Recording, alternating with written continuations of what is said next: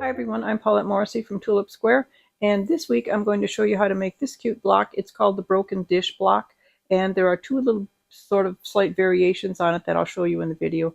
It's quick and easy to make. It looks a little more complicated than it is, and it really isn't.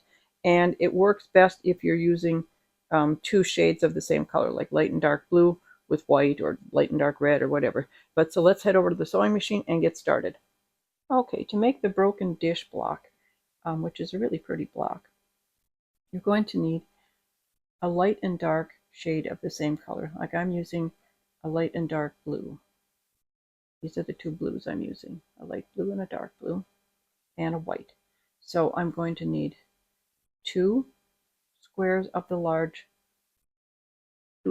squares of each color. And the size, I believe these are 3 7/8, but all of the dimensions are in the PDF in the description below. It's a free PDF. You can download it whenever you want to. But you're going to need two of the light and two of the dark of those. And then of the little pieces, you're going to need 8 each of the light and dark squares. And then you're going to need 8 of the rectangles, which I think are 2 by 3.5. And you're going to just need one of a 3.5 inch white square. So to start with, we're going to take the two big, we've got 2 of the light and 2 of the dark. And what I did is I drew on the back, right down the middle, diagonally, on the lighter color because it's easier to see. So I've drawn on the back of both. And what I'm going to do is sew a 1/4 inch away on each side of that line. Nice and accurate. Make sure your 1/4 inches are nice and accurate. I'm just going to sew right down both sides. And once you've got stitching on both sides of the line you drew, you're going to cut on the line you drew. This will give each side a nice 1/4 inch seam allowance. And then you will have 2 nice half triangle squares. So I'm going to go press these towards the dark color. The broken dish block is one of those blocks that looks kind of complicated when you see it all finished, but it was really, really easy to make. It looks way more complicated than it actually is. So I've got these 4 ironed nice and flat, and I'm going to just set these aside for now.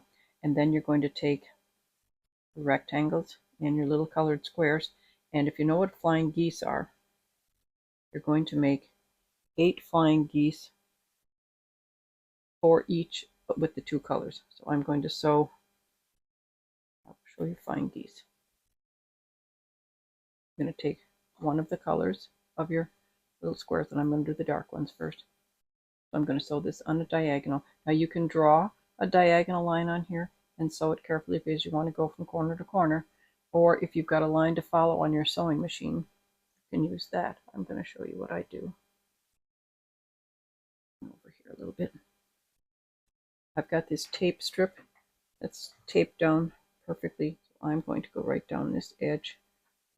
And if I put my starting point right up here by my needle, and my ending point is right on the edge of this, and I just follow that the whole way, I will have a nice even diagonal line.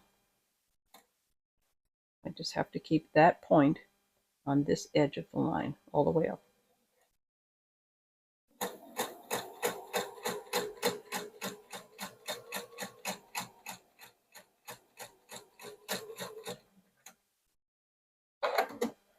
And then you can see it ended up to be a nice perfect diagonal line. So that's what I like to do because I don't like drawing the lines when I don't have to. So I'm going to sew, on 4 of these, I'm going to sew a dark square on the right corner.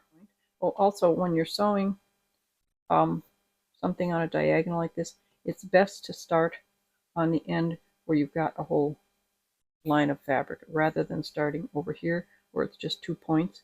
This is more likely to get jammed up in your sewing machine or eaten by the edge of your machine. If you do this way, you've got this line that kind of stops it from doing that. So once you've got that sewn on each one, you're going to cut this off, leaving a 1/4 inch seam allowance. Just cut the corner off like so. I'm going to go press these corners back on each one. Now these are all pressed nice and flat. I press towards the dark corner, and then you're going to remaining 4 of your dark squares, and you're going to sew them to the opposite corner, like so. They're going to be sewn here, and you're going to once again sew on a diagonal, so that when you take that off, you've got this. So just, I'm going to do the same thing. I'm just going to start at the corner and go across diagonally. Then once again, I'm going to cut off the corner and press this like so. And these are called flying geese. And we've got 4 flying geese in the dark colors. So I'm going to set those aside, and I'm going to make 4 the very same way with the lighter squares and the remaining 4 rectangles. So I'll go do that quickly, and we'll be right back for the next step.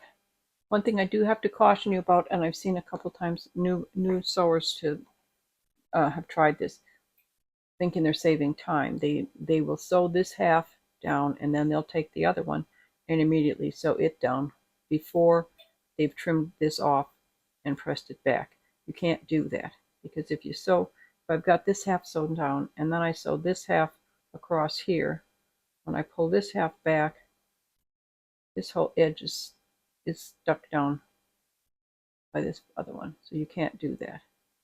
This has to be sewn first, cut, and pressed back before you put the second half on. Just a little reminder, sometimes things like that you think, oh, I can save a bunch of time by doing both sides at once. You can't, though. Now you have 4 of the light colored flying geese and 4 of the dark colored flying geese. And what you're going to do is sew these together in pairs with the light color on the bottom and the dark colored on the top, like so, so that both of the white triangles are kind of pointing the same direction. So it's just going to put this here and sew it like that.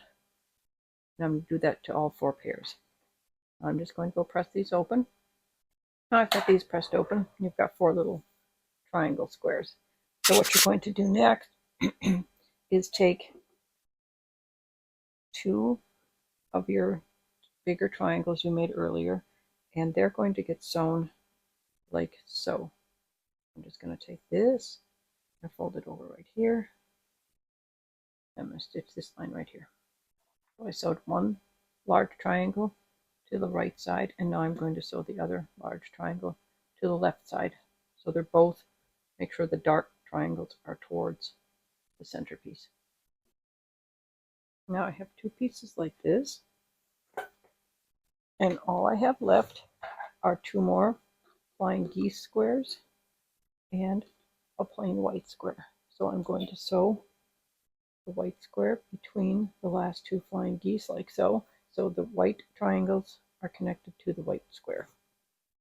And I'm just going to press these. And I'm going to press these towards the center, because these I've pressed away from the center, and I want them to nest nicely when I sew them together. Now all that's left to do is take one of these and turn it around, and we've got to sew these 3 strips together.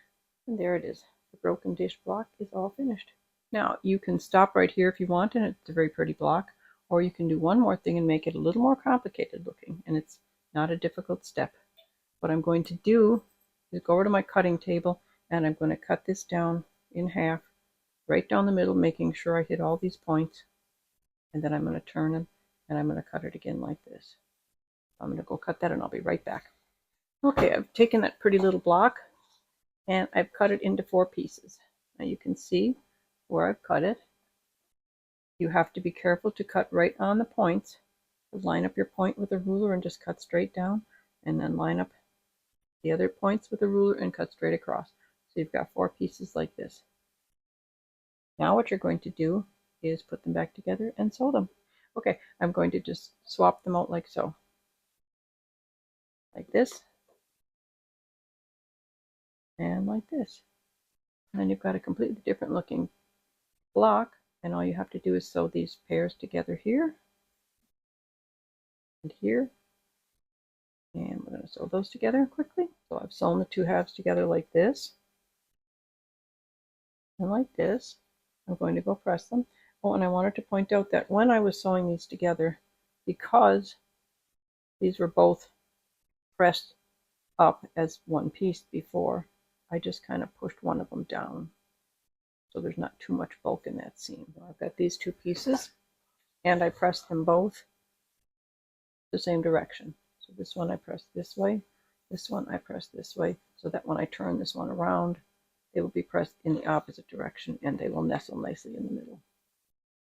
I'm just going to sew these two halves together. And once again, I'm going to let one of these go this way and I'm going to let this one go this way, just to reduce the bulk in that little seam there. And there is the broken dish block after it's been cut apart and sewn back together. Very pretty block, isn't it? Okay, so now you know how to make the broken dish block. It's kind of a fun block to make, isn't it? And like I showed you in the video, you can do this, or you can stop one step before sewing the last 4 pieces together and cutting it apart and everything. So you've got 2 options. But remember, when you do this last step, it makes the block about a 1/2 inch smaller finished size than it does if you don't do the 4 sections that you sew back together. And the PDF for this is in the description below. It's a free PDF. So go ahead and give it a try. And please hit the like button and hit the subscribe button, and be sure to hit the little bell if you want to be notified when we put up new videos every week. And that's about it for now. We'll see you next week. Have a good week. Bye-bye.